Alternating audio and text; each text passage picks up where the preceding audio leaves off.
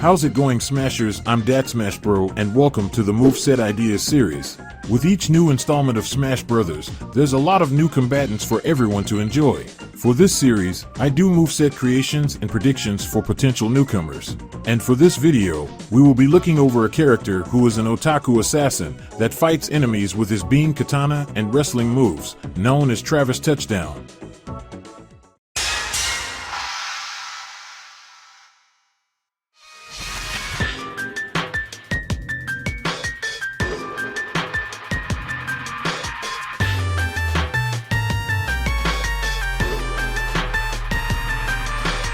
Travis is the main character of the No More Heroes series. He debuted in his first installment on December 6, 2007 for the Nintendo Wii. The series was created by Goichi Suda, developed by Grasshopper Manufacture, and published by Marvelous Entertainment in Japan, and published by Ubisoft in North America at a later date. In the first game, due to Travis running out of money from buying Bloodberry in an online auction, Travis participates in a program called UAA, United Assassins Association, a governing body of trained assassins. He slashes his way through other members to become high rank in the program. Since his inception to the gaming community, Travis has become one of Suda's most known creation and gained a cult-like following. The series manages to get 3 games, an enhanced port of the first installment, and a forgettable mobile game as well. When it comes to Smash Brothers, Suda is known by fans of Smash to advocate for Travis to become playable in. He did get his wish, but unfortunately Travis became a stupid Mii fighter costume. Although he ended up being a costume in Ultimate, the question is this: what if Travis was converted into a playable fighter in Smash? I've managed to put together an entire move set for him. Me and a lot of other people did, but this is my version of it to clear things up. I've also made an illustration of it all so people can have a visual understanding on how the character's fighting style could perform in the game. Disclaimer: what you are about to see is not an official move set by the Smash developers or Sakurai's company. This was made for fun and speculating. While I did made this to be as accurate as possible, the whole move set could be changed if a character were to be included in future installments. So folks, without further ado, let's hack and slash our way into the moveset of Travis Touchdown. For this moveset, Travis will use his primary weapon, Bloodberry, to fight the opponents with. Spoiler alert, most of his moves here will consist of Travis swinging his beam katanas, while he uses 2 other moves that don't involve them. On his size, Travis will be at a normal height here. His attack's power can be normal as well, along with his running and attack speed. Travis will have a gimmick added to this move set, but I will go over it near the end of the video. So, let's begin.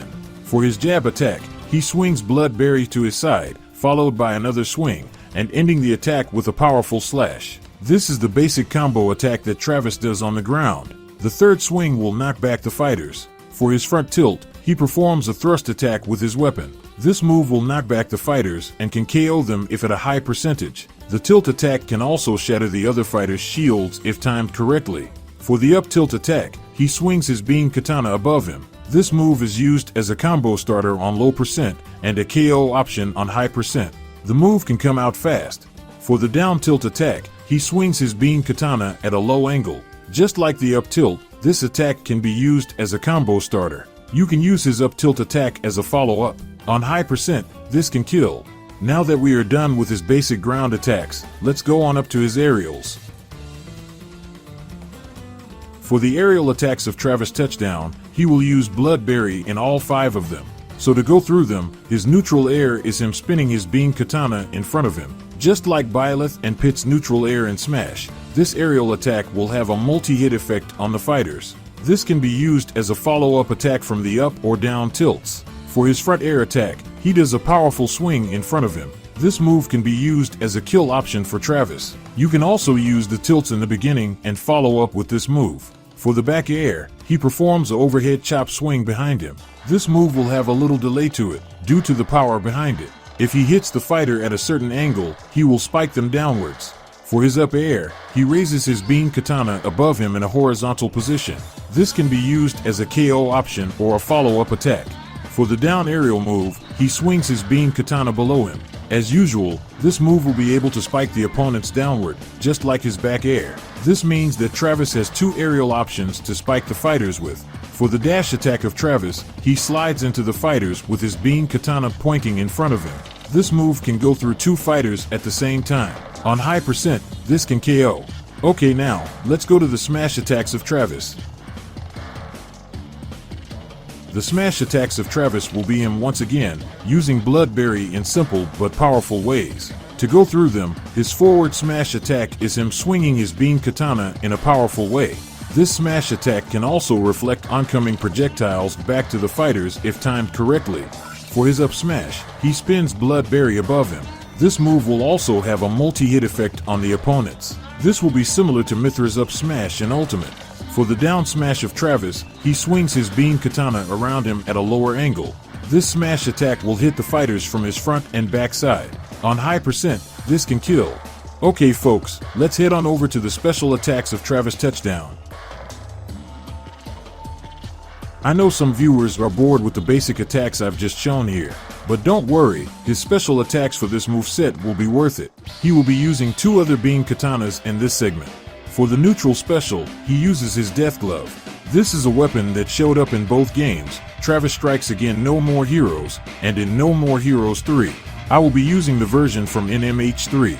In Smash, when the player holds down the B button, Travis pulls up for hologram selections that he can use. While holding down the B button, the player can move the left analog stick in one of the directions to activate the ability that the player selects. As seen in No More Heroes 3, there are 4 abilities that he can use here. Let's get into them. If you move the left analog stick downwards, he will perform Death Kick.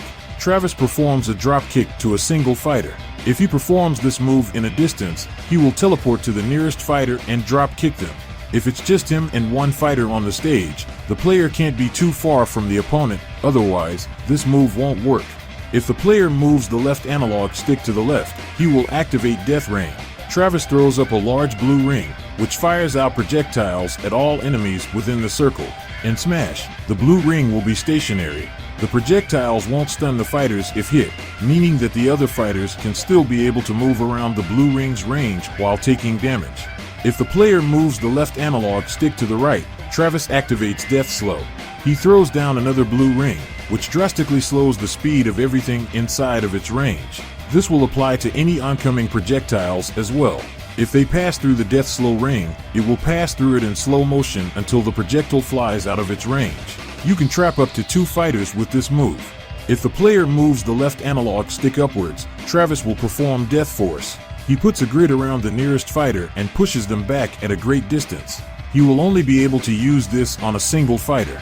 If Travis is using this move on duo fighters like the Ice Climbers, he will be able to lift up and push both Popo and Nana at the same time. These are the 4 abilities from the Death Glove that Travis can use here. 3 of them are offensive, and the 4th one acts as a stat changer. Each move will have a cooldown effect after it wears off or been performed. Each of the cooldowns will last for 20 in-game seconds. Speaking of lasting, both Death Rain and Death Slow will linger on the stage for 10 in-game seconds. You can also use 2 Death Glove moves at the same time. For the side special, he uses his other beam katanas, Rose Nasty. These are a pair of beam katanas granted to Travis by Bishop Shiddix's will. In Smash, if you tap forward and the B button, he does a single slash. But if you hold down both the left analog stick and the B button all the way, Travis charges forward and swings them in a fast motion. This is similar to Sephiroth's Octoslash move in Ultimate, but Travis is using both of his beam katanas. As seen, this special attack of his will have a multi-hit effect on any of the opponents that he gets with this move. On high percent, this attack can KO. For his recovery, he uses his other beam katana, Tsubaki MK3. This is another weapon that Travis obtains in his game, but this time it is from his former instructor, Thunder Ryu. In Smash, he uses this weapon in a rising slash attack, just like Marth's Dolphin slash recovery. The longer the player hold up and the B button, the higher and stronger this recovery will become. This recovery can launch and KO any fighters if their damage percentage is high. For his down special move, he uses the Dark Step. This is Travis's signature technique that he does in his games. In Smash, this move will be converted into a counter for him. If any fighter tries to hit Travis while in the counter pose, he will activate the Dark Step. Travis will slide behind the targeted fighter while slowing down time, but here, it will be the same fighter. Travis can counter the fighter with 3 hits until the speed of the other fighter goes back to normal. The higher the opponent's damage percentage, the longer the effect will last. Travis can also use the Dark Step to avoid oncoming projectiles as well. Using this move back-to-back will make the linger effect shorter. Now that we are done with the special attacks, let's go on over to his grabs. For the grab attacks of Travis, he will perform 3 physical attacks, and 1 move with his beam katana. So, to go through them, his forward throw is him kicking the fighter forward. For his back throwing move, he takes the fighter on a one-way ticket to Suplex City. For his up throw, he tosses the fighter into the air and impales them with Bloodberry. And for the down throw of Travis, he puts the fighter on the ground and performs an elbow drop on them. The only grab attack here that will act as a combo starter is his down throw. The other 3 throws will be more suited for him to KO from. It's good that Travis uses wrestling moves here, due to him being a fan of the sport. Before we go on over to his final smash, let's go over the gimmick that Travis will have in this moveset. As mentioned earlier, Bloodberry is the primary weapon that Travis uses for combat. Every time that he attacks with this weapon, the battery starts draining. You see, the Bloodberry is an old model of the beam katanas that was created by Wolf Van, making this a vintage weapon. When the battery is fully depleted, the light blade on Bloodberry disappears. You can still swing the weapon around without the laser beam, but however, the attacks will be very weak. To fix this problem, the player holds down the shield and B button simultaneously, and Travis starts to recharge the battery by shaking it. For the charging animation, it will have to be this animation, and not this one. For obvious reasons. Smash is supposed to be for good boys and girls. Sakurai will not allow Travis to jerk off his weapon in Smash Brothers. Pause! Anyways, when charging up, it will leave Travis vulnerable to other fighters' attacks. It will take 5 in-game seconds for him to fully recharge Bloodberry. And now, let's go on over to the final smash attack.